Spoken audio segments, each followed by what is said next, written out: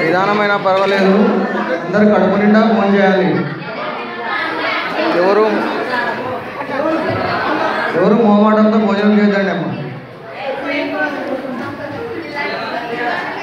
చేతులు కడుక్కునే వాళ్ళు బయట గేటు బయట నీళ్ళు ఉన్నాయి, కాలువలో చేతులు కడుక్కోండి. బకెట్లో నీళ్ళు ఉన్నాయి, అక్కడే చేతులు కడుక్కోండి.